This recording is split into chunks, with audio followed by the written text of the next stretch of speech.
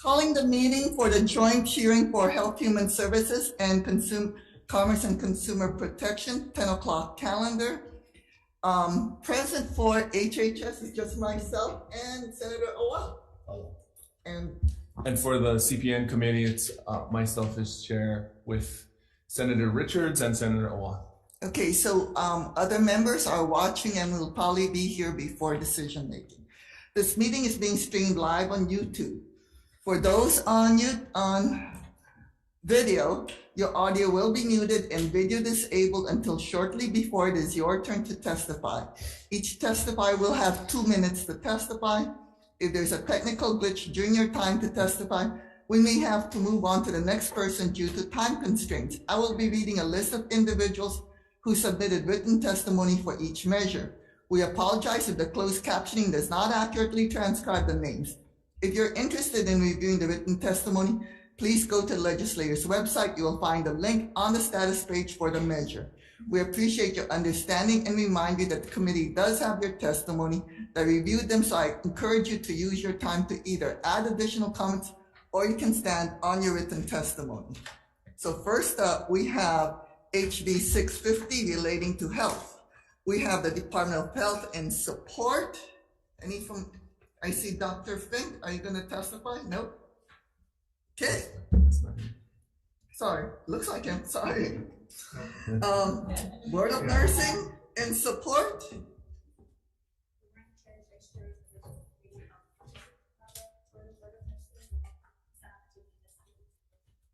Okay, thank you very much. Next is Michael Galoya, Stonewall Caucus of the Democratic Party and Support. Michael Galoya, are you there on Zoom? You're not present on Zoom.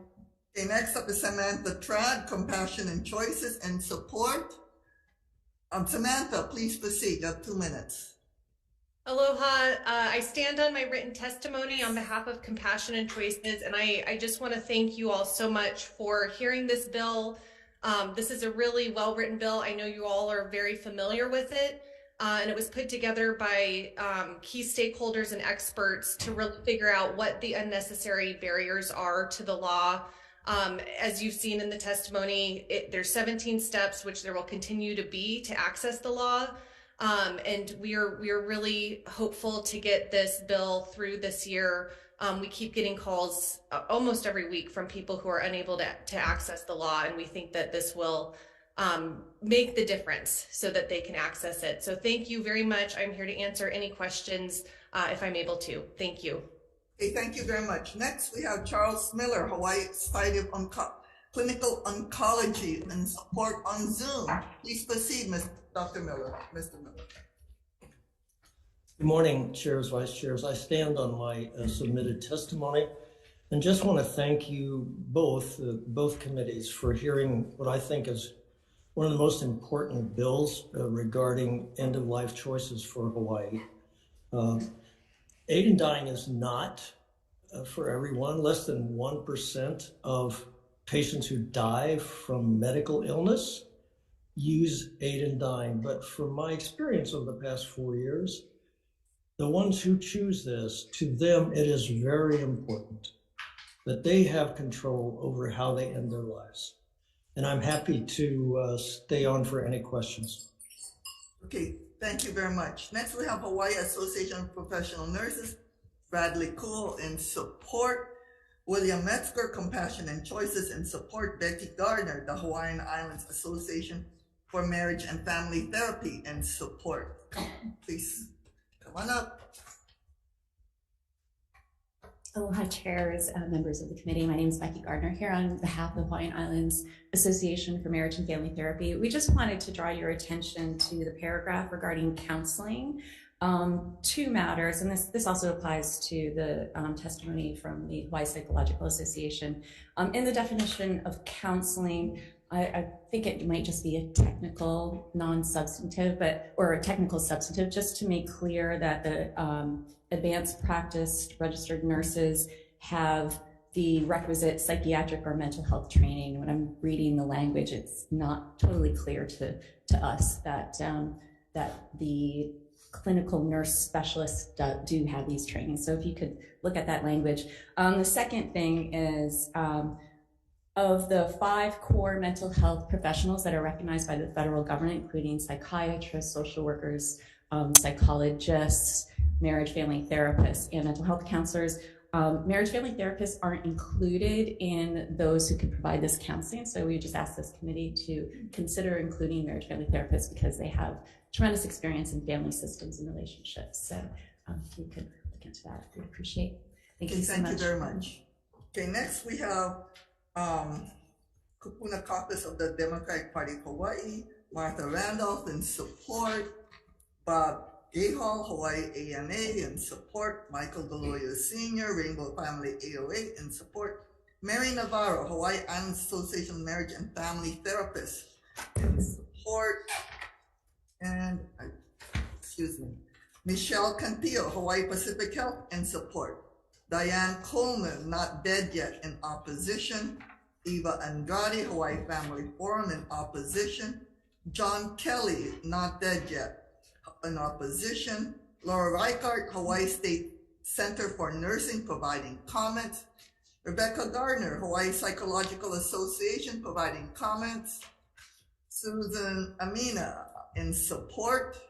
Come on up. Good morning, chairs, vice chair, and members of the committee. I wanted to share a couple of thoughts in addition to my written testimony.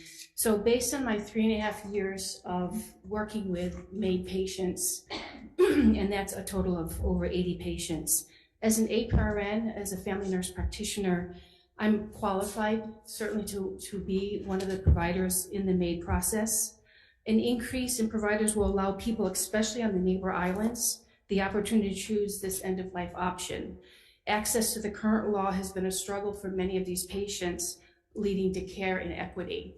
And then secondly, the number of patients who've been deemed eligible by 3 providers, yet they die in the 20-day waiting period, is unacceptable. And in my experience, this has been about 24% of the patients that I've worked with. Far too many that have been deemed mentally capable of making the decision, however, too ill to wait those 20 days. The law needs to be amended for these individuals, those who are in the most need, yet being denied the end-of-life option. And I just wanted to share too that in my experience, many of the patients pick up the medication and they decide not to take it. But that in itself is palliative in the fact that there's reassurance and there's some comfort in knowing that if they needed to take it, they have it. So I just think that's an important point to make. And I wanted to just thank you for your time. Okay, thank you very much. Next, we have Aubrey Hawk in support. Good morning, chairs, members of the committees. I'll stand on my testimony, and you've heard it before. This seems to happen to me when I'm on my way here for a hearing, but I got another call this morning from a woman, and I'd like to play this for you, if I may. Oops.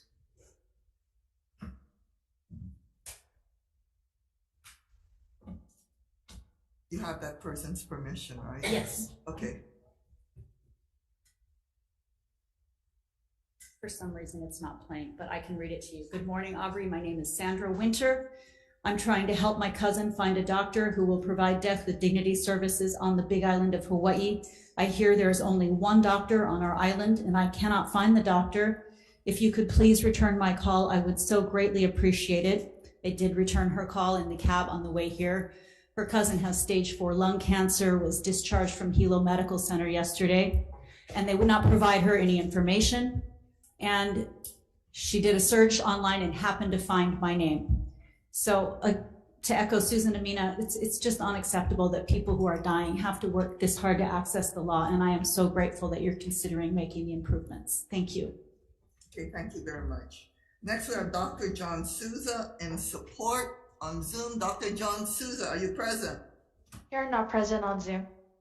Okay, otherwise we have 49 individuals in support, 2 individuals in opposition, and 1 providing comments.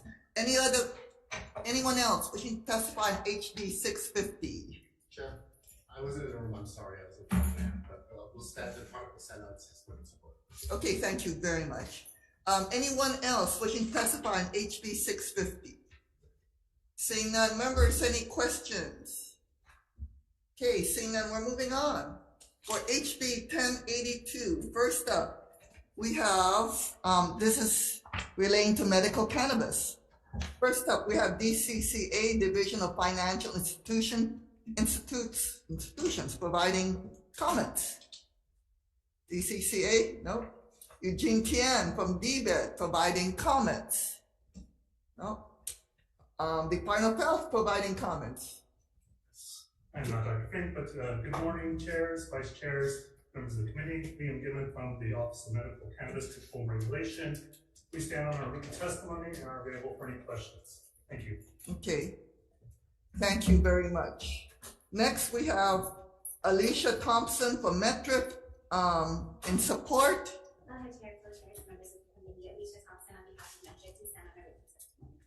Okay, thank you very much. Next, we have Jacqueline Moore. I see you here from Big Island Grown in support. Yes, the Big Island Grown will stand on each witness testimony in support with suggested amendments. Okay, thank you very much. Next, we have Sanhai Government Strategies for Pure Oahu in support. Good morning, chairs and vice chairs and members. We hope we on behalf of Pure Oahu. We stand on our testimony and support and are available to answer any questions. Okay, thank you very much. Next, we have Maui Grown Therapies, David Cole in support. Tai Cheng, Aloha Green Holdings Inc. in support. Randy Goins, Hawaii Cannabis Industry Association in support. Clifton Otto, Akamai Cannabis Consulting, providing comments. Dr. Otto, please proceed. You have 2 minutes. Aloha, chairs, vice chairs, members of the committees.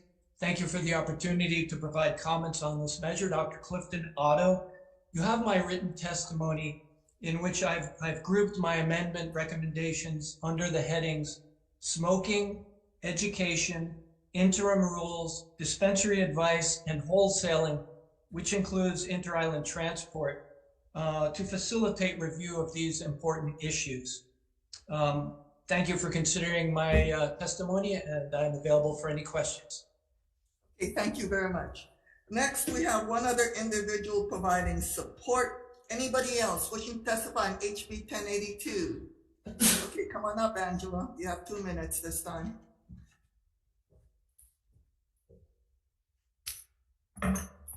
Aloha, Chair, Vice Chair, and the committees. Angela Melody Young testifying in just to provide comments.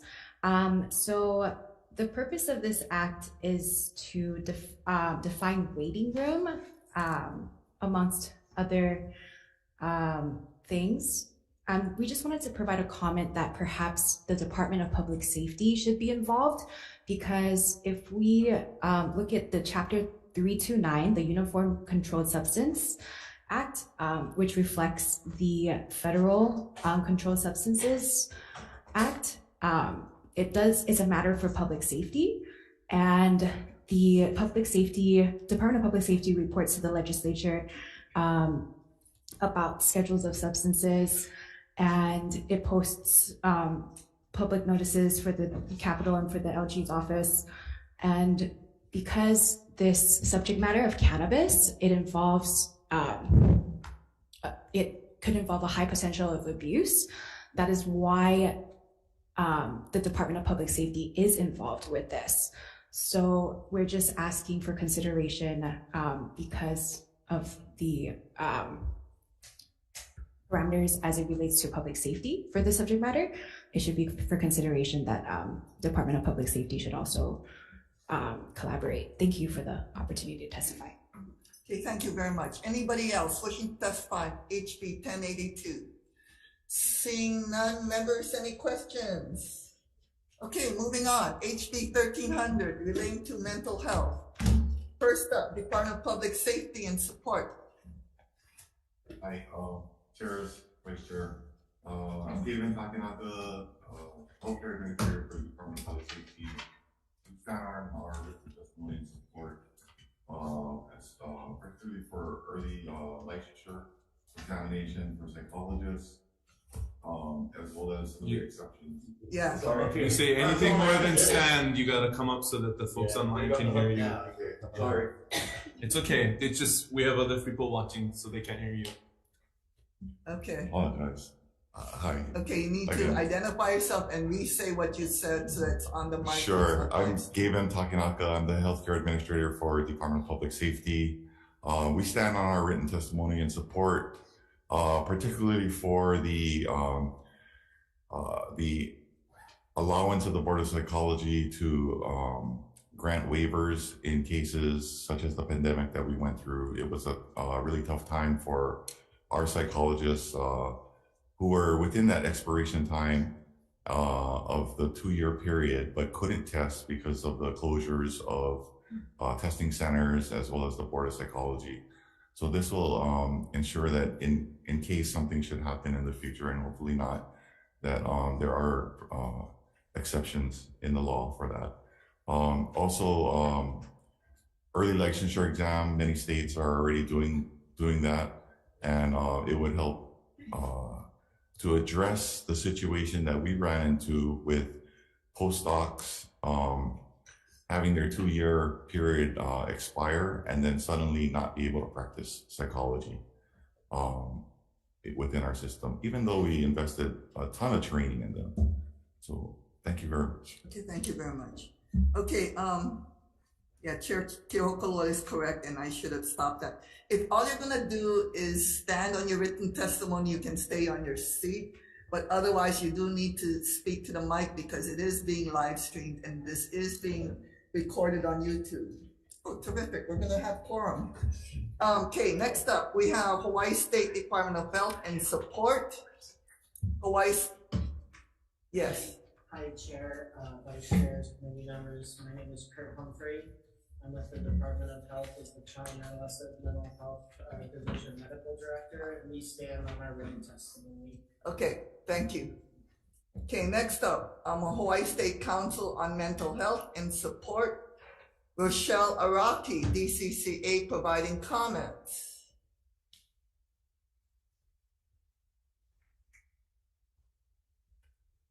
Good morning, chairs, vice chair, members of the committee. My name is Rochelle Araki. I'm the executive officer at DCCA.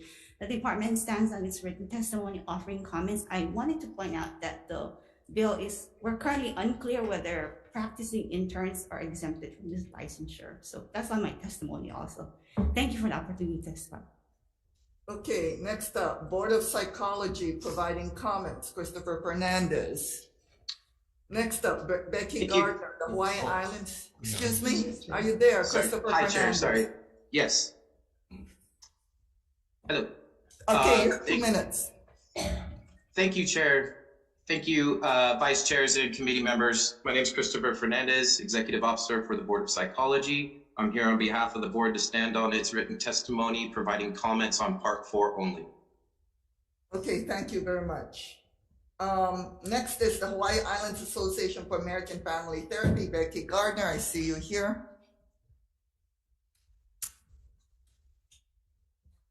Aloha, chairs. Becky Gardner on behalf of the Hawaiian Islands Association of Marriage and Family Therapy, Hawaii Psychological Association, and the National Association of Social Workers Hawaii chapter, and I'll just testify for all three to save some time. We are in strong support of this measure. These committees are familiar with this bill from last year. We have spent a lot of time getting feedback from practitioners and from executive agencies on sort of pukas in the licensing laws. And we've figured out ways to fill those holes up so we can stop the brain drain of so many young, talented, pre-licensed but post-grad mental health providers that can get paid for their work on the mainland. And as you know, it's the most effective mental health counseling happens with providers who can best identify with them though. So this is going to keep homegrown talent in Hawaii. I just want to say thanks for the executive agencies that are weighing in on this, who can talk about what it's meant for the implementation of their programs and how much this bill will help with providing the workforce for that. Also, I just wanted to highlight for you, your former colleague and former congressional candidate, Beth Fukumoto. She had put her opinion in a Civil Beat article, I think it was March 7th or 6th, and she highlighted this bill, HB 1300, as out of these three bills, HB 1300 would provide the most immediate relief. And she culled from one of our testimonies that this bill will significantly increase the speed with which trained, qualified, credentialed, and culturally cognizant practitioners can enter the workforce and meet Hawaii's demands. And I appreciate Beth Fukumoto's piece here because she herself talks about how she had to wait 6 months. Wrap it up. Okay, sorry, I'm not going to testify anymore for the other three. So, okay, thank you and appreciate your consideration. Okay, your Hawaii Psychological Association. Yes, sir. Okay, I see that. Next, we have Kaliko Counseling Services and Support. Vishwana Ramsuza in support. Eric Acuna in support. Kim Pierce, Route to Rise Counseling Center in support. VTech Sarah, Aloha Care in support. Damian Young, Kauhale Healing LLC in support. Britt Young, Explore Counseling LLC in support. Alan R. Spector in support. Miriam Goldberg, Talk It Out LLC in support. Shirley Niles, Catholic Charities in support. Anuhea St. Laurent in support. Becky Gardner again in support. Hawaii Counselors Association in support. Christine Park in support. Jeremy Callan, Center for Healing and Transformation in support. Frank De Garcia, the Hawaii Islands Association for American Family Therapy in support. Don Kurisu, Hawaii Medical Services Association, provide comments. Aloha, Chair. We stand on our testimony by. Okay, thank you very much. Logan Nishihara, providing in support. Logan, are you present on Zoom? Hi, yes I am. Aloha Okay. chairs. Oh, sorry. Aloha Please chairs proceed. and members of the committee. My name is Logan Ishihara. I'm a graduate student at the University of Hawaii at Manoa. I stand by my written testimony. This bill will provide opportunities for not only emerging therapists to practice and gain true clinical experience, but it will increase access to individuals in our community to seek the help they need. Thank you for your time and this opportunity to speak. Okay, thank you very much. Next, we have 53 other individuals providing support, one individual providing comments. Anybody else wishing to testify on HB 13? Come on up, Angela. You've got 2 minutes. Aloha Kayaka, Chair, Vice Chair, and the committee's Angela Melody Young testifying on behalf of CARES. And we are in strong support of the measure. So I'm gonna just point to an example from Colorado. I'm just gonna read the data from the Denver's government's website.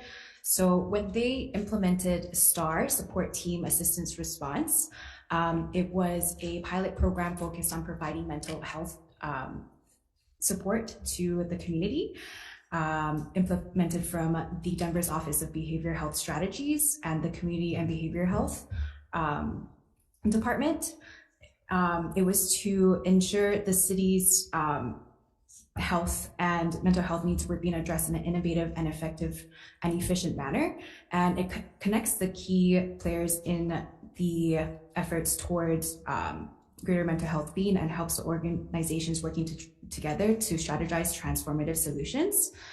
And so the Denver's office believed that visionary leaders in the public, private, church, and nonprofit sectors could find better ways to meet the citizens' mental health needs. And so they built connections to foster the collaboration of organizations. And the result was a better support system for the city's mental health needs, which reduced the strain on critical city and state resources, removed barriers to access, advocated for change in the system, addressed inadequacies of the system, while promoting equity within healthcare and strengthening the network of mental health resources. And a lot of their mental health resources went to address homelessness, which is a big thing here in Hawaii. And the city replicated STAR as crisis outreach response engagement. And so we do see that there is a need for more mental health initiatives and mental health resources. So thank you for the opportunity to testify. Okay, thank you very much. I see somebody on Zoom. Please identify yourself. Are you testifying for HB 1300? Yes, Chair, thank you so much. Aloha, my name is John Souza. I am a doctor of marriage and family therapy, and I own a small group private practice in Hilo on the Big Island. And I wanted to testify on this bill because I've been a huge advocate of it for the last several years as we've tried to move this forward. Having been trained and licensed also in another state where they did have an associate level license, I was able to experience it firsthand as a student in training, how this license could benefit not only clients, but also the providers by expanding the number of providers available to our clients and retaining local talent. Now, as a supervisor, I oftentimes experience my students, my interns who come in who can't necessarily remain here on the islands because they can't afford to work in that 2-year interim post-degree pre-licensure for free. And oftentimes what I've seen is that the people who can afford to do that are of a particularly narrow demographic that isn't always representative of our very diverse community here in Hawaii. So as somebody who was born here and goes back several generations as a Portuguese American, I'm in huge support of being able to retain all the different bloodlines that we have here on the islands through this bill, and increasing access and utilization of services by people who are all equally as diverse. Thank you so much for the opportunity to testify to this bill and for considering it. And I do also want to add that as the past president of the Hawaiian Islands Association for Marriage and Family Therapy, I know we have a huge support network behind this bill. And also just offering that we're not the first state to do this. 23 other states have already done this for marriage and family therapists. Thank you again for your opportunity to testify. Mahalo. Okay, thank you very much. I see somebody else on Zoom, or did they log off? Anybody else wishing to testify on HB 1300? Okay, come on up. Aloha, Chair. My name is Helen Dennison, and I'm a therapist and a mother of a 15-year-old trans child. I wanted to shed light that suicide was the leading cause of death for youth in Hawaii, specifically Native Hawaiians and Pacific Islanders, between ages 15 and 24, according to SAMHSA in 2019. These youth are also 3 times less likely to receive mental health treatment compared to their white counterparts in our state. Again, the 2018 DOH Sex and Gender Minority Report that was just released mentioned that half of all trans youth in Hawaii attempted suicide in the past year, and trans youth are 7 times more likely than cisgender youth to attempt suicide in our state. This is not due to common misperception that these kids are just troubled. The research is clear that this is due to the discrimination these kids face in their own home, school, church, sports, and community. I've been working with teenagers for 20 years, and during the pandemic, I've never seen anything like it, where every single mental health inpatient facility had waiting lists that were months long. To clarify, these are not outpatient facilities where teens go to get regular treatment. These clinics were also full, but I'm talking about inpatient facilities like FTC and Kahi. They're there to treat actively suicidal youth or youth who are in imminent danger to themselves or others. The fact that the sickest of the sickest kids who are placed at the highest risk for suicide did not have access to life-saving medical treatment they needed is a complete heartbreak. And the shortage of mental health specialists in the state is a major contributing factor to this crisis. The inability to pay pre-licensed therapists is also a significant barrier to accessing mental health care in this state. Our clinicians are often, these clinicians, the pre-licensed ones, are often undervalued and underpaid, despite playing a critical role in providing quality mental health service to our community. This shortage has a trickle-down effect and is detrimental on our entire industry, further burdens our healthcare system at large. It's simply supply and demand. Fewer mental health specialists mean fewer clinical supervisors, and that means fewer master-level trainees able to complete the required hours to obtain this licensure. Overall, this leads to lower quality clinical training and clinical supervision for pre-licensed clinicians. This creates an endless cycle that makes it literally impossible to provide quality mental health services and treatment for those who need it most, including our youth. Let's take action. I just wanted to end by saying my 15-year-old trans kid is the smartest, kindest, strongest human I know, and he came up with a concept to destigmatize mental health treatment for teens. 1 year ago, we co-founded a mental health clinic. Okay, I need you to wrap it up. Thank you. Essentially, thank you for considering my testimony, and I just wanted to say that if a 15-year-old can take action, I feel that so can we. Have you submitted your written testimony to the committee? I have. Okay, and under what name? Under Helen Dennison. Helen Dennison, okay. Thank you. Thank you very much. Anybody else wishing to testify on HB 1300? Questions, members? So I have a question of DCCA. Okay, you heard everybody is in favor of this thing, but you had concerns. Do you think that this is a new licensing scheme that we need a sunrise analysis on? Or as what the part of public safety says, that basically sometimes they just need these provisional licenses to keep their psychologists to continue to be employed? Is there ability for them to do that already within under the current licensing scheme? So I can only speak for mental health counselors, social worker, and marriage and family therapists. Christopher is the executive officer for the Board of Psychology. But as of right now, we don't require interns to be licensed, but they can practice. And when I've done my research with other states, I think the billing goes through their supervisors. So I'm not sure if, I understand the need for the mental health counselors. There is a need, but my concern is creating a licensure based on reimbursements. No, it's more than reimbursement according to public safety. I think he's speaking more towards the psychologist. Okay. Okay, could you come on up? I'm sorry.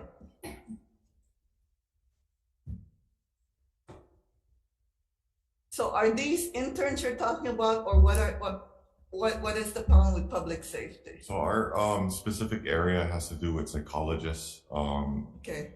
That's who we hire because of the pandemic, with all the closures, and then there was a change in the vendor for the administration of the testing nationally, or something happened. So you think this bill will help you folks retain your psychologists? Or? I'm only speaking for the particular area involving the psychologists. It would help. It would certainly help moving forward in allowing the psychologists to test early. It doesn't immediately address the 2-year postdoc period where we have to, they only have 2 years to get their license while under us. But moving forward, it allows for earlier testing, which should address that. Okay, thank you very much. Anybody else have any questions? Seeing that, Can I just really briefly, Ms. Dennison, you know, it might be just a mistake and maybe I'm missing it, but I don't see your testimony reflected. You read really fast, you didn't get through all of it. So if you can please check in with our clerk after the hearing, let's make sure that your written remarks are included in the record, please. Thank you. And I agree with Chair Kiopoulos. While you were reading it out, I was looking through my written testimony and I didn't see your name either. So please, let's make sure. Okay, may we recess for decision making, or do you folks have any more questions? Okay, Senator Fukunaga. I'm not sure whether DCCA or I guess public safety is the appropriate one to check in with, but in terms of any kind of sunrise analysis, is there any need for that as part of this whole, you know, trying to really get a lot more of the mental health specialists in? I agree. So I think it would be beneficial because right now this bill doesn't clarify whether practicing interns are exempt from this licensure. So there would be a disrupt in patient care if they are needed to be licensed also. So I think, I mean, I agree.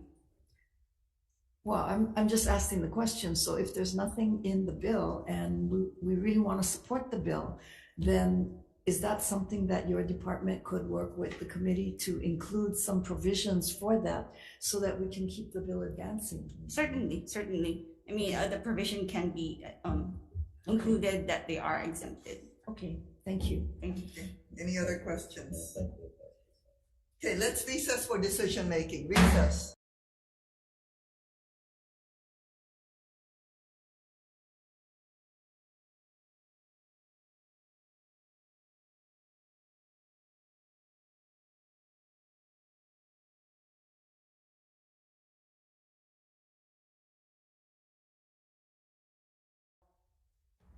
Recalling the 10 o'clock calendar agenda for the HHS-CPN committee for decision-making. First up, for HB 650, Chair's recommendation is to pass with amendments. We're gonna change the time from 15 days to 5 days, add in a severability clause per SMA recommendation, and add in the amendment requested by Hawaii Islands Association for Marriage and Family Therapy to include or clinical nurse specialist licensed under Chapter 457 with psychiatric or mental health training, or marriage and family therapist licensed pursuant to Chapter 451J under the counseling and consultations definition. Any comments, questions, concerns? Seeing none, Senator Shimabukuro stepping in for Senator Aquino. Senator Shimabukuro for the vote, chair votes aye. Okay, Vice Chair Aquino excused, Senator Moriaki excused, Senator Shimabukuro aye, Senator Awa. No. Measure adopted. No, wait. Oh wait, you had 2 ayes, 1 no. Thank you. Yeah, measure adopted. CPN committee, same recommendation. Chair votes aye. Thank you. Vice Chair votes aye. Senator McKelvey? Yes. Senator Richards? Aye. Senator Awa? No. Thank you. Measures adopted. Okay, thank you very much. So for HB 1082 HD3, we have a lot of amendments. Chair's recommendation is to pass with substantial amendments. First up, we are going to insert the language of SB 1380 SB1. However, we are going to also amend section 3, add in a section that amends HRS 329B-6 subsection R to include or other amounts with prior approval by the department at the end of paragraph 2. We're also going to add in from HB 1082 HD3 section 5 amendments regarding manufactured cannabis product definition, and also add in from HB 1082 HD3 pages 3 to 4 regarding products that will be allowed to be sold. Specifically, we're going to add in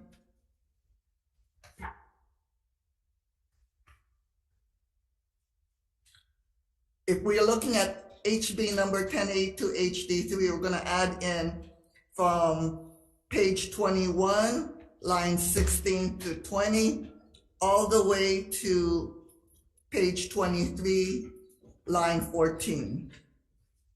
And because this is still a work in progress, we are going to put in a defective date of June 30, 2050, and hopefully we have made all the amendments necessary. Any comments, questions, concerns? Seeing none, Vice Chair for the vote, okay. Chair votes aye. Okay, 3 members present, any nays or reservations? Okay, measure adopted. CPN committee, same recommendation. Chair votes aye. Thank you. Vice Chair votes aye. Senator McKelvey? Yes. Senator Richards? Aye. Senator Awa? Aye. Thank you. Measures adopted. Okay, for HB 1300 HD2, we have a lot of discussion, seeing the need to keep the therapists we have and to grow more. We are going to pass this with amendments. We are going to accept the Board of Psychologists' proposed amendments. And we are also going to put in the committee report, DCCA's request for the monies needed to pursue this bill, which is the $67,876 to establish and recruit an office assistant, and additional $75,000 for the internal database projected request amount.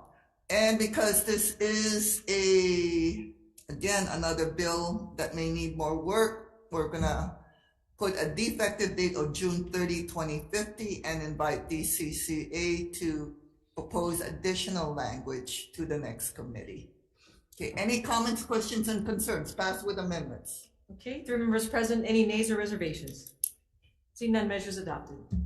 CPN committee, same recommendation. Chair votes aye. Thank you. Vice Chair votes aye. Senator McKelvey? Yes. Senator Richards? Aye. Senator Awa? Aye. Thank you. Measures adopted. Okay, we are adjourned. Thank you folks very much.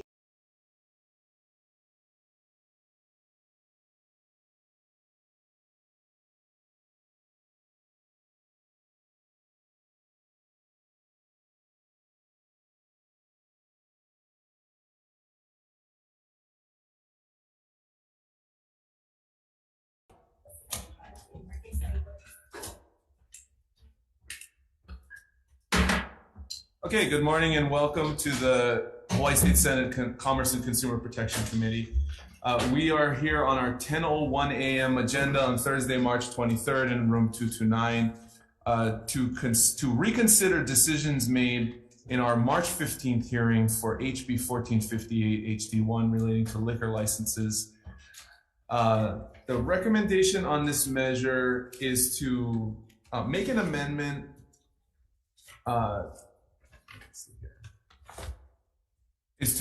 reconsider the measure and pass with the following amendment. On page 1, line 9 of the measure, we will strike the words "in the state."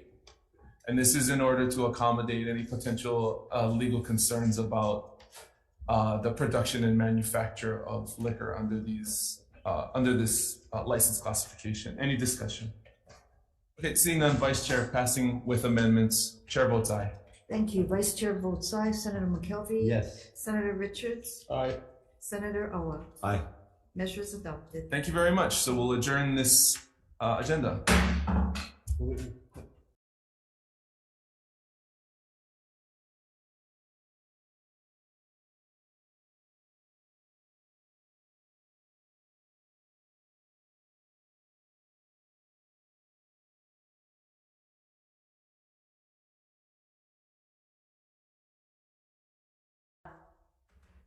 Okay, good morning and welcome. This is the Hawaii State Senate Committee on Commerce and Consumer Protection. We are here for decision. It's Thursday, March 23rd. This is a decision-making agenda. It's our 10:05 a.m. agenda here in room 229 to vote on House Bill 1359 HD2 relating to hemp. This measure was heard by the Joint Agriculture and CPN committees on the 17th. And the recommendation is to pass this measure with amendments as follows.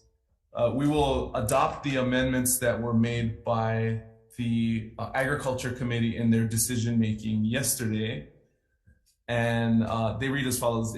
We're going to extend and add new language to Section 2 of the bill for the development of a hemp task force. We will include an appropriation for the Department of Agriculture to hire a consultant to coordinate the task force. We will include among the necessary items for the task force an island-by-island based infrastructure needs assessment for every sector of the hemp industry to facilitate the garnering of support for public and private partnerships. Also request access to capital for farmers. Delete duplicate sampling and redundant inspections for transportation of hemp products.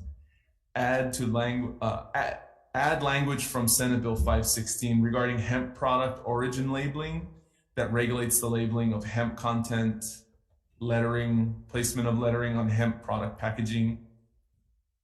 On page 8, line 11, we will remove phrase 2 to the definition of hemp biomass.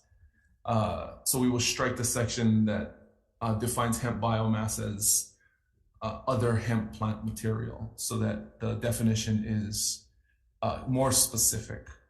And on page 9, line 16, where it's blank, we will add 0.3% as the prescribed concentration of THC in finished hemp products. And we will also amend the buffer zone distances from residents in the bill from 100 feet to blank. Members, any discussion? Chair?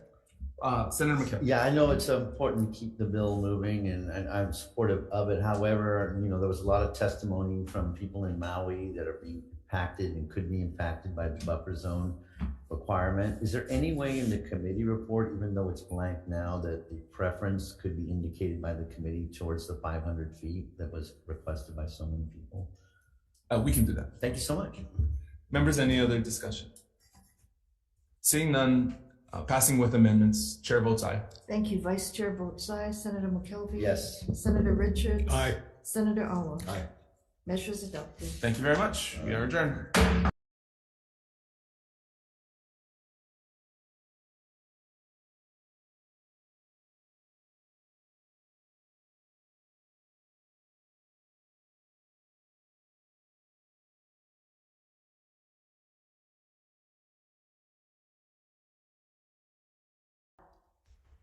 Okay, we are reopening on our Thursday, March 23rd, 10:01 a.m. agenda to reconsidering previous action